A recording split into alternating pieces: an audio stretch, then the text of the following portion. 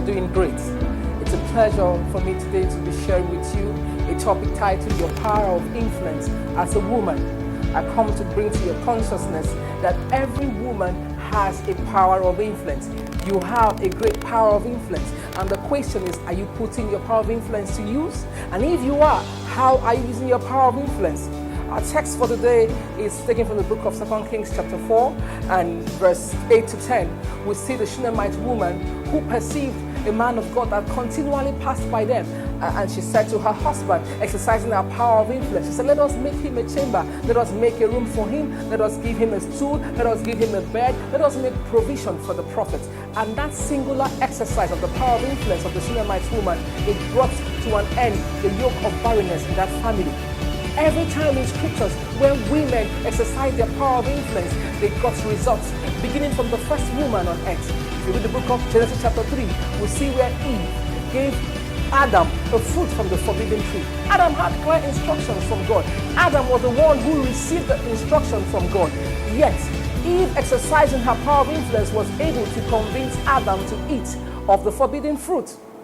Also, we see in the life of Sarah, in the book of Genesis also, Sarah was able to convince Abraham. The Bible says Abraham was a friend of God. Abraham walked with God. Abraham had received a promise from God that he was going to raise him seed. He's going to raise him seed, make him a father of nations. Yet, Sarah was able to exercise her power of influence to convince Abraham to go into her maid and raise seed by her. The same Sarah, some chapters down later words, also said to Abraham, send this bondwoman away with her child, exercising the power of influence. And Abraham again hearkened to Sarah. Every time women exercised their power of influence, they were able to get results. You be the judge of whether it was exercised positively or negatively. But my emphasis today is on the fact that they exercised their power of influence. We also saw Jezebel. King Ahab wanted a field. He was troubled on how to get the field. The owner did not want to sell. And Jezebel exercised her power of influence, was able to convince the king to get the land. And yes, the king took the land. It doesn't end as a wife. As a mother, you have a great power of influence over your children. It is said that no influence is as powerful as that of a mother.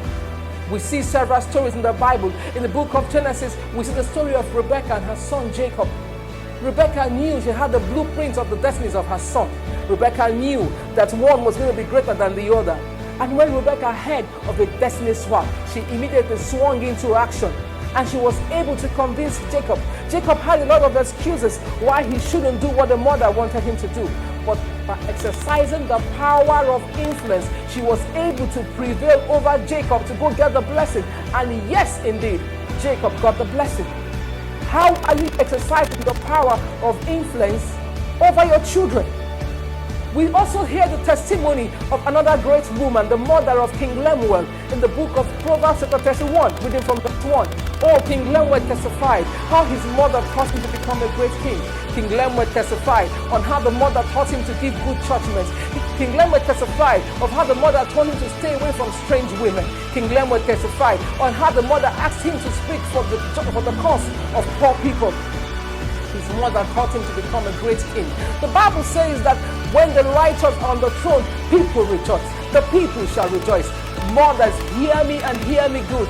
People rejoice because you exercise your power of influence over your sons. Because you taught them to become great men. How are you exercising your power of influence over your children? Are you grooming your sons to become effective leaders? Are you grooming your sons to become strong men? Are you grooming your sons to respect and take care of women? Are you exercising your influence over your children? It is said popularly that it is more important to influence people than to impress them. Are you influencing people? Are you influencing your children, or are you trying to impress them? Are you influencing your friends, or are you trying to impress them? You can be a great influence over your friends. You can be a great influence and make them become better people by reason of exercising your power of influence. Don't try to impress them. Tell them the truth. Speak strength to them. Encourage them. Speak the word of God to them. That is how you exercise the power of influence. Teach them to do righteousness. Exercise your power of influence. We also see the story of the adulterous woman in Proverbs chapter 7. The Bible says she was on the streets looking for a foolish man. And using her power of influence, she was able to cajole a simple man.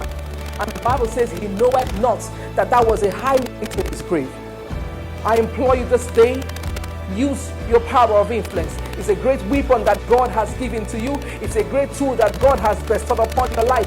Use your power of influence to change situations around you. Use your power of influence to change things that are not going the way you plan them to go. Use your power of influence. God commanded the children of Israel not to marry strange women when they went into Canaan. You want to know why?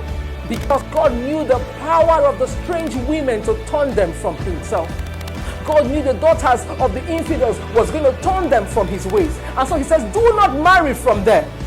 Oh, the popular king in the Bible, King Solomon, the Bible said he followed righteousness. But when he began to bring in strange women, the Bible says they turned his heart against God. Women, you have a great power of influence. You can use it for evil or you can use it for good. But I charge you, use your power of influence to establish godly legacies. Use your power of influence to do righteousness. Use your power of influence to do justice. Use your power of influence to raise godly children. Use your power of influence to do great. And the Lord bless you all in Jesus' name. Amen. Shalom.